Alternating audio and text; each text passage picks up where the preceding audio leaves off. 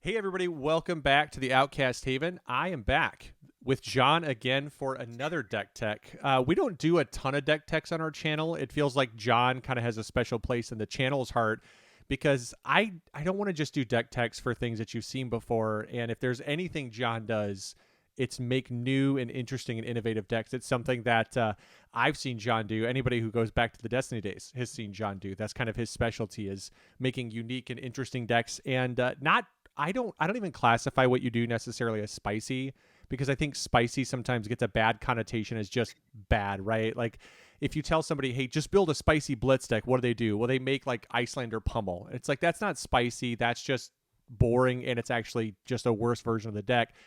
Jon is innovative. So tonight we're going to talk about the deck that you actually took to Nationals, and didn't just take to Nationals. I think that's the key.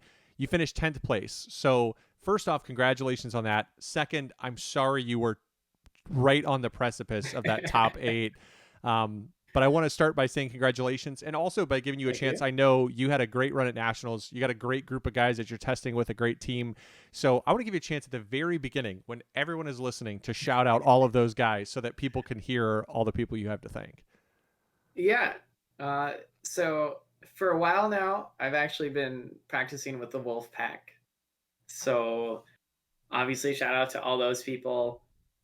Zach, Hamilton, Brian, who also managed to bubble out at 9th. So we had a pretty good showing as a team, but it's a little bit annoying when your 2 11-3s end up bubbling out. And there, obviously, I could list a lot more names for the Wolfpack, but shout out to all of you guys. It's been great practicing with you. Yeah, it's been good. Yeah, you've had great success recently. Not just, I mean, your first competitive event, you just casually topped 8 a calling at Orlando last year, and then you finished in what place? It was top 16. What place did you finish at the Pro Tour Lille? I was 13th, so I think I was the highest of the Oldhims. The standings were pretty funny for the 9th through 16th. It was like 4 Prisms and 4 Oldhims. Yeah. So it's like all aggro, and then it's like, oh, and here's what the 2 other archetypes. Yeah, and that was rough. I know, because we were following along tight. I was trying to keep up on you guys as much as possible, and then finding out that you were just catching prisms at the very end was just. I caught prism every time I could. I played 3 prisms at Lille. Those were 3 of my 4 losses. It was rough, but yeah, it was not a dissimilar deck from this one, but yeah. So this one, we're gonna, like I said, we wanted to do this one specifically because it's really innovative and cool. It's a great take on Oldhim. I know you've been Oldhim, just that's your thing, right? You're a Guardian guy, which I appreciate. Love the Guardians. Spend most of my time on Guardian and Wizard, so that's pretty much my home. I love the Guardians. Oldhim is an interesting, fun, unique hero, and you found ways to continue to make him more interesting. So I know Brian Gottlieb, who commentated at the calling, or at Nationals, one of the things that he said was he was so excited because he was talking to somebody and they had registered Earthlore Bounty. I was actually really disappointed that it was, I think he was talking about Craig Krempels and not about you, because you were the one who finished better and your deck is obviously better. No. So that's number one, right? That's like the most important thing that we have to start off with is this is an Earthlore Bounty like deck, right? That's kind of the main concept of it. So you have two chess pieces, but maybe talk about that. Like, when do you go back and forth between the two? Like, what are your matchup spreads? Yeah, well, first, technically there's 3 because Heart of Ice and Icelander, but Yeah. you can kind of ignore that one. So Tunic and Earthlore Bounty. Tunic, obviously nothing surprising there. It's really good into pretty much everything. You have plays with Tunic, CNC, Pummel. Everyone's seen that a million times now. I also really have grown to like Chokeslam and the ability to just 2-card Chokeslam and basically say, Fi, you can't Art of War next turn, or Briar, you don't get Channel on Heroic. Mm-hmm. Even into random mid-rangey decks, it's like, hey, you can't pummel anymore. So yeah, Tunic's obviously quite good, but one of the things that has always been the case for me is I don't like approaching the game from the same position that my opponents are. So the main the main reason I ran Earthlore Bounty was to have something I was doing differently in the mirrors. Um, so at Lil, I was like, okay, Oldhim's still kind of fringe. I don't really care too much about the Guardian Mirror. I'm just going to run really counter aggro. And then obviously now everyone's on Oldhim. So you have to be a little bit more, a few more cards for the mirror. And what I always found is that like all the lists leading up to Nationals were very greedy. They were very greedy for the Icelander matchup, for the mirror matchup, for Dromai. But I wanted to keep my high element counts, which I really like in aggro. I like fusing for a cycle Okins. I go a lot deeper on that than most people do. So I needed some way to not get outvalued from having a bunch of 2 blocks in my list. And Earthlore Bounty is just kind of a way in the mirror to really focus on your second cycle, and we can get into it more later, but it really lets you zoom through your second cycle and get a bunch of value very quickly, and hopefully you just end the game before 2 blocks matter. Yeah, and I mean, so which matchups, I guess, we'll clear out some of the like footwear and the weapons and stuff. You've got Mage Masters in the list too. Is that also, and that's the same thing, that's a mirror tech to go with Earthlore Bounty? I'll run it into anything that doesn't have arcane damage, pretty much. Okay. I think that originally I hated Mage Master's Tome. That's the thing that all the Bravo players were doing, and then it's like, oh, another Guardian, let's do Mage Master's Tome, but you find that you're crowning every turn on defense to hit the breakpoints. In mid-range Oldhim, you don't really crown every turn to hit breakpoints, so it gives you a little bit more ability to play around an arsenal, and at that point, your boots are giving you 5 health, which is just better than 2 block most of the time. Obviously, sometimes it'd be really nice to have that 2 block for some sort of snatch or something like that. But for the most part, it lets me pivot and play something big, and arsenal another threat usually, because you're just seeing a lot of cards. And getting 5 value out of boots is pretty good. Yeah, and then you also have both hammers. So the hammers, is the sledge specifically for the mirror, or is that something you run an Icelander? Like, what are your thoughts there? I only run it in the mirror.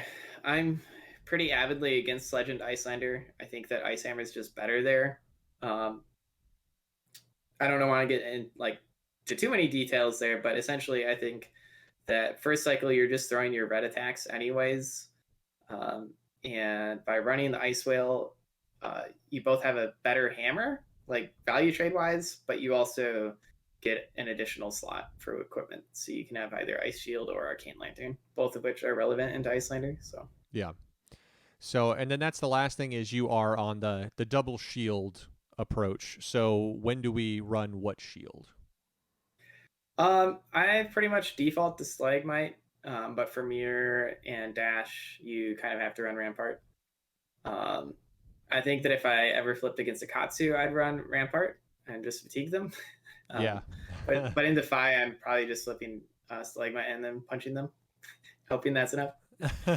Yeah, that's been an interesting thing to see the shift, right? Because at first when Stalagmite came out, I think a lot of people with Oldhim were like, well, yeah, it's his shield, but it's clearly the worst shield. But a lot of that seems to have changed as the approach to the deck has changed, in terms of not being like pure fatigue. The meta doesn't present a place where Oldhim's one job is to fatigue people. Now we'll see, I think, in your list as we scroll through, that there's a lot more pressure. Like, you're trying to put on a lot more pressure on people and probably play what more people would consider kind of maybe not a full mid-range game, but you're definitely in that territory a little bit, versus just deep into the control fatigue, which is where like Stalagmite's just better, right? To your point, because sometimes there are cards like Chokeslam that you just want to, against certain decks, you just want to slam it into your arsenal and kind of wait. And in that case, like just pitching to shield feels pretty bad. Like, that's, I think, the biggest thing is if you're just pitching to crown or shield, at times it can feel a little awkward, and Stalagmite just offers better turn value. Yeah. I also just think that like Rampart feels good, but you're always at least committing cards to it, whereas Stalagmite is representing 3 block without any cards ever committed. And then you have the Frostbites, which are at least 1 value. So at face value, you're looking at 1 less block value than Husk without Blood Debt. But if you happen to stop like a Sword Swing, you're looking at like 2 husks, 2 full husks, no Blood Debt. Yeah. I think the real value at Rampart, as you said, is in fatigue, where you're grinding out a game, and it lets you hit so many breakpoints that the on-hit advantage ends up equaling out. Stalagmite, even if it's a free 10 to 11 value, Rampart is blocking like 10 to 11 on hits. Mm-hmm. And I think that's where it really sees its value. And obviously, any sort of deck that's resetting the combat chain all the time, like Dash. Yeah. Yeah, I think that we were talking the other day. Someone was trying to understand stalagmite, and Nick and I, the body, were talking about how the stalagmite just kind of represents, to your point, almost like two. If at minimum value into Briar, a lot of times it's just stopping two sword swings, which, to your point, it's 3 block plus effectively 8 damage that it's stopping. It becomes like an 11 damage swing in that matchup. So very, very good. Let's get into these red attacks, because there's some good ones. There's some ones we like. We'll start with the addition of, you said it, I said it, Chokeslam. Chokeslam is good into what matchups, and what do you how much do you prioritize it in those matchups? Well, I run Chokeslam into pretty much everything at this point. You'll find that like my sideboard is pretty much pure mirror tech. So what I wanted out of all my red attacks was to be universal and disruptive. And Chokeslam is pretty much universal into the aggro decks right now. It's not as good into something like Dromai or Dash, but there isn't really another card you can slot in there that gives as many points as Chokeslam does into the aggro decks. Mm-hmm. I will really prioritize getting like a Tunic Chokeslam out against Fi, Briar, and even Viscerai. Viscerai is more a hit or miss because they need to be on like a Shrill turn for it to matter. But some decks will still run the 9 Shrill. I think that's become slightly less common, but you'll still hit them every once in a while. And just like being able to 2-card 8 is pretty good value there, anyways. Mm-hmm. And I really, really, especially on Stalagmite, I want to get my opponent low.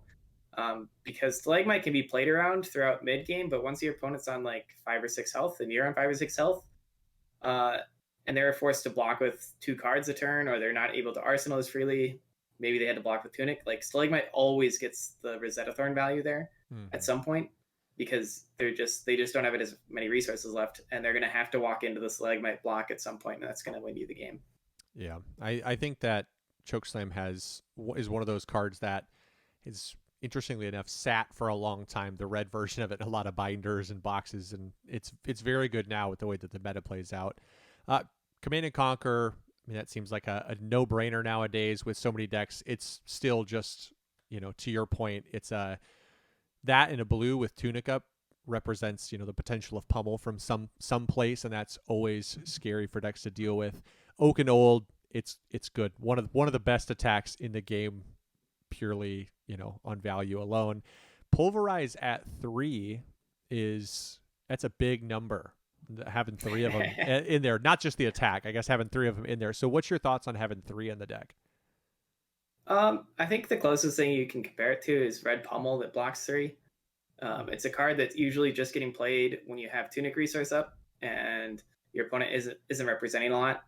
I think obviously Tunic for CNC Pummel is stronger than a Pulverize, but you have to have 2 separate cards there, whereas all you need with Pulverize is just the Pulverize and a Tunic resource.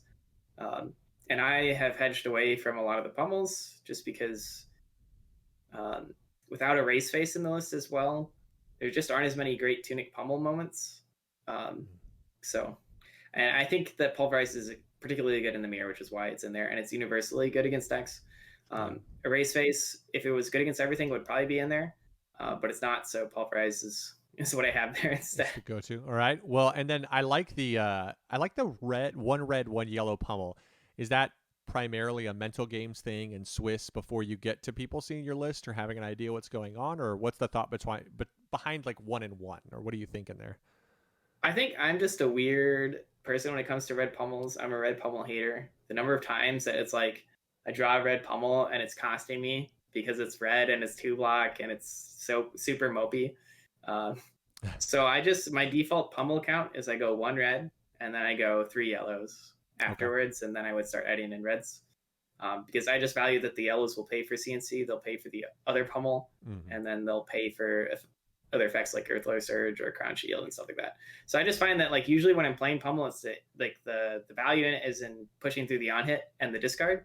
So I don't really care if I lose 1 point of value. I care that I ripped a card from hand and forced through like a CNC hit. Gotcha. I mean, I like the mental game too. I think there's an underestimated mental game, right? Of your opponent realizing they've seen one. It's interesting because Oldhim probably plays the mental game second cycle better than anybody in this game, simply because of Crown. There, Yep. you can hide a card, and I think people don't think about, like, your really good players will think about that. They just go, man, I haven't seen another red pummel, but I saw one, and there's cards that he's arsenaled, and I've never seen that card. I don't know what that card is, but it's in his second cycle, and having the two of them is it's a little spooky on the second time around. Yep. That's the only way to think about it. But and then your last red attack is Spinal Crush, which seems to be just that one's kind of self-explanatory. Like Yeah. in this meta, I mean, in any meta, Spinal is just pretty high value for the most part. Yeah, I was never a Spinal believer initially, just because I hated the math behind it. It's very bland, very generic. But all the aggro decks are terrible at blocking right now. So Yeah, it's like, I always hated being like Spinal, and it's like 2-3 blocks. You're like, well, this card really didn't do much for me here.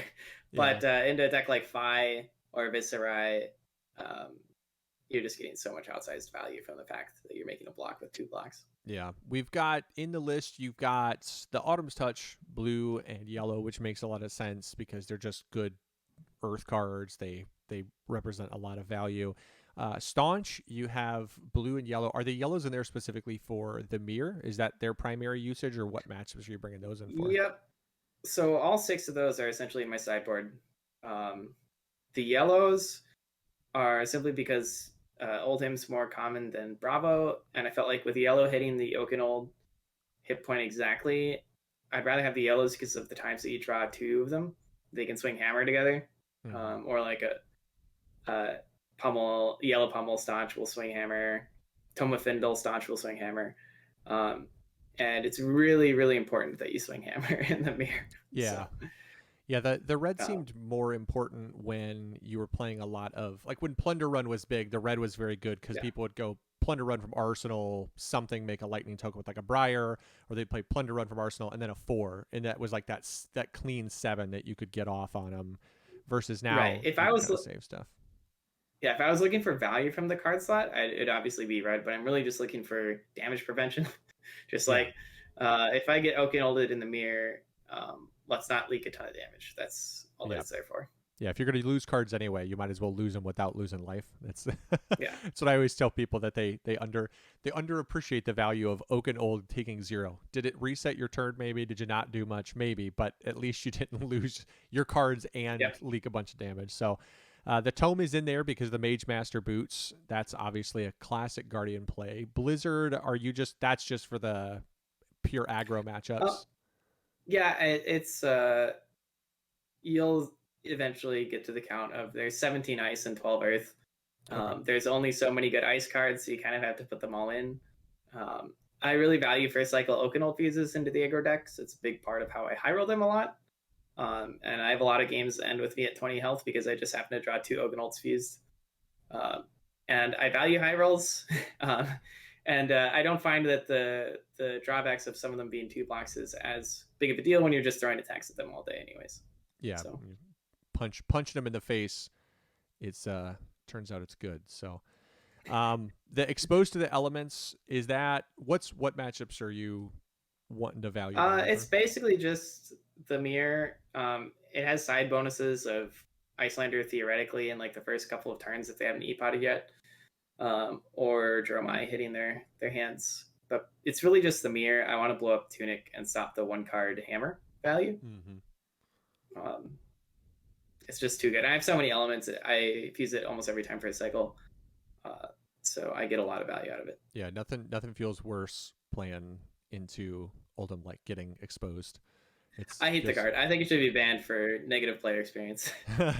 yeah, it's bad. I got it, hilariously. I got Nick and we've I think I've talked about this on the channel before, but it's kind of hilarious because we played each other in a top cut first round of a Pro Quest, and I got him, and then 2 turns later he got me right back, and I was trying to play around it, but I had no play if I didn't just make him have it, and of course he had it. Of course he had it double fused, and it was hilarious. aggravating but hilarious. So, Glacial Footsteps, is that just a big attack? I mean, like, I guess Glacial, Cranial, and Disable, are those primarily because they're big attacks, blues that block for 3, or there are other Yeah. values there? So there are a lot of big attacks block for 3 that you can have with Oldhim. Glacial is the most efficient dominate one, as far as you don't need a tunic resource for it. And then Cranial and Disable will both say no to 5-card hands against Fi. And that's a pretty big deal. Cranial turning off Art of War essentially eliminates their best turn that they can have into you, and Disable eliminating their arsenal means that basically, like, you lose into 5, you give them a 5-card hand when they have an Art of War. So the blue slots have to be there. Basically. Yeah, that's fair. So we've got next. We're gonna run through some of these other cards. Pulse of Eisenloft. I mean, obviously, it's Pulse of Eisenloft. It's ridiculous. Every time you see it, you feel good about yourself. So, So Tomorrow, I think, is one of those cards that is obviously appreciated. Like, people appreciate that it's a blue, that it's an earth card, but the number of times that card gets played in certain matchups from your arsenal is actually insane. Like, how much do you prioritize playing that card from your arsenal in certain matchups? As I keep saying, I really value first cycle Oakenolds. So in the really long matchups like Dash, Dromai, Icelander, Mir, I use it just to keep playing Okens. My goal into Icelander is to fuse 5 Oakenolds. Mm-hmm. And if I can get there, I feel like I have a good chance of winning. Same with like Dash and Dromai. Just keep hitting them with enough on hits, and eventually they wanted the D-React. You'll get a lot of value there. Yeah. And it's good in the Mirror. Once you have tempo, putting an arsenal and like telling your opponent, hey, this is going to happen again 5 rounds from now. It's pretty good. Yeah, not bad at all.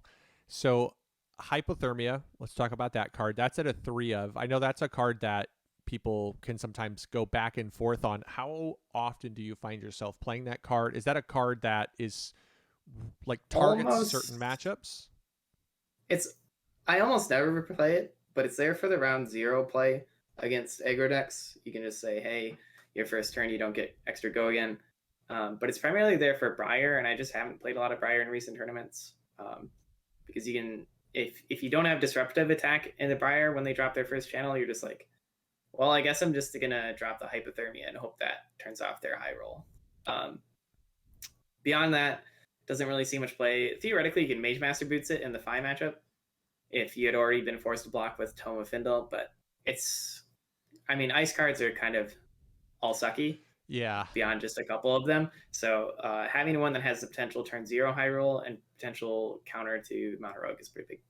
Yeah, that's definitely one of the things that I'm very curious as we get some Dynasty spoilers is will we get some talent cards finally for some of these, because we are in desperate need. Give me an Ice Guardian card. Yeah. Please. The talents... I know that Oldhim doesn't need any buffs, but I want it anyways. I mean, even just an ice card that blocked for 3, another earth card, like an earth card that blocked for 3 other than Autumn's Touch, like it'd be nice to see more than one card that kind of fit the actual, profile of this deck a little bit better. So we're going to skip one card for a minute. We're going to scroll down just to kind of hit the last little bit of this list, and then we'll go back to the card that everyone will see on screen and is a card that we have to talk about. But Tome of Harvests, do you run that in every single matchup, like at 3 of? Pretty much. Okay. It's an earth card. Mm-hmm. It can cycle you through to more threats. It's pretty much what you want from your blues. Any blue that I have that gives me a better chance of stopping my opponent from having a 5-card hand is worth it. Yeah. And Tome is one of those. So it makes it. Tome is a card that I think people underappreciate also, like the second cycle value of it, when you can actually put it together and set up the hand that you want to see off of Tome. If you're in a position where you draw that hand with the Tome and you're like, oh yeah, I know what those cards I'm drawing are. Definitely. And we'll get to talking about the Earthlore bounty in a bit here, but the ability of it to generate 3 extra resources is pretty big into decks like Dromai or Dash. If you want to run Earthlore bounty in those matchups, being able to be like, oh, look, at Pulverize, we're going to Tome of Harvest, heave Pulverize, and I have 6 Surges next turn. And you can do some nasty plays with like Pulverize Pummel or Terrace Hunter Pulverize. But Yeah, so we will do that. Let's go back and let's talk about that spicy card there, that sweet purple potion, the potion of luck. Let's talk. So I've actually won a pro quest before with Potion of Luck Starvo. Hmm. That was like a 20D react, block, play 3 potions, and then just YOLO. All you have left in your deck is like pulses and big attacks, and then you'd be like, oh look, 16 dominate pulverize for free. Yay. It was actually stupidly good. This is actually primarily, I started testing Earthlore Bounty as a mirror tech. Um, I knew that Potion of Lux are quite broken with them because of the potential to give 5 resources. They're very inconsistent, so you kind of have to wait until the very end of the game so that they're more consistent. Um, and eventually I found out that they're really not that great in the mirror because of like you need to keep hammering, so you don't really have action points to do it. But I keep one for like kind of a fatigue hedge. Hmm. So I have a very specific plan in the mirror. I run a 60 card deck so that I have less 2 blocks. I'm trying to block with as many cards as I can for a cycle while keeping my pulverizes and Oakenolds in the deck. And then when I hit the second time I draw Tome of Findle, that's kind of like my cue. It's like, okay, now's go time.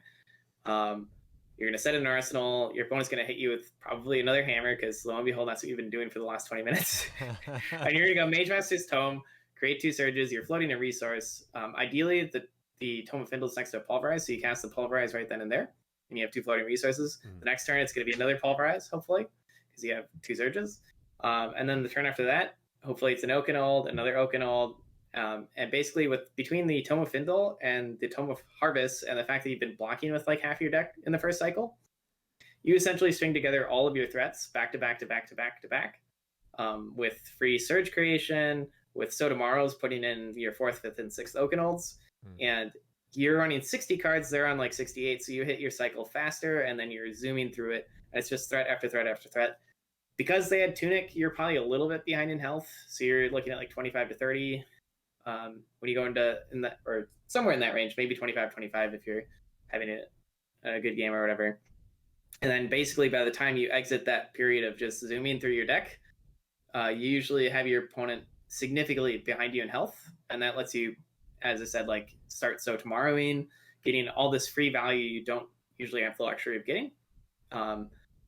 And the Potion of Luck is kind of this fatigue hedge there, where you keep 1 Pulverize in your deck, and basically, once you're down to 8 cards in deck, you can Tome of Harvest, cast the potion, heave a Pulverize, that's 6 surges, and then you have 5 cards left in deck. Your opponent attacks at you, you pop potion, you're up to 11 surges, you block with 2 cards, and then on your turn, you have 11 surges, you're like Terrace Under, Pulverize. So I really didn't want to lose to fatigue in the Oldhim mirror. And it's a way for me, it's like, okay, I have my opponent to 2 health now. There's literally no way I lose this game as long as I keep this play in the deck. And you just keep doing that, and then you're just like, wee. You can also do it with the Pummel too, instead of Terrace Under. But basically, you're looking for the free Pulverize at the end of the game to close it out. To close it out, yeah. And that's, so the Earthlore Bounty strategy, was that just something that you came up with? Was that a remnant of Starvo, just kind of hanging around because you like that style? It was, yeah, it was. I'd always enjoyed the Potion of Lux and how strong they were.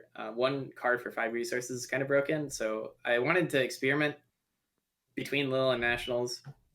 And basically, I discovered accidentally that, hey, when you're playing all these draw effects to create these surges, you're cycling very quickly.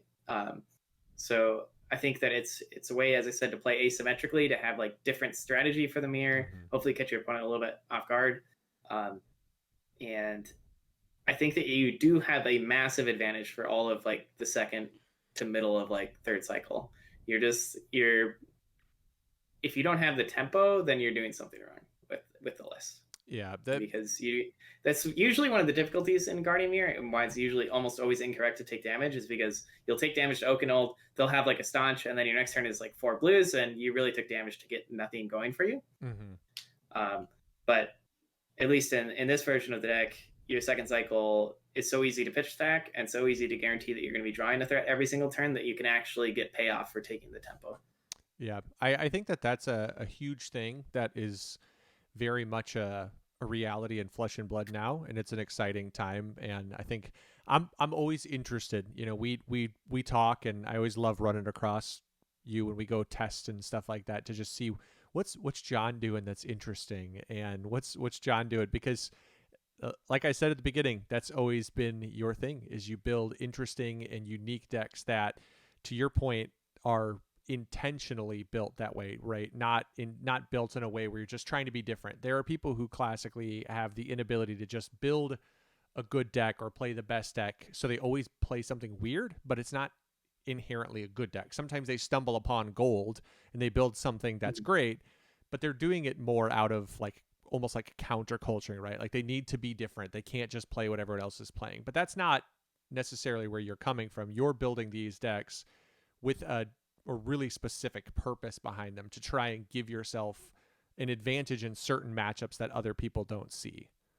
Yeah, I mean, I do have that human emotion of wanting to be unique, but you have to keep yourself accountable and run good decks. So and you can get massive advantages in general just from showing up with something they're not ready for.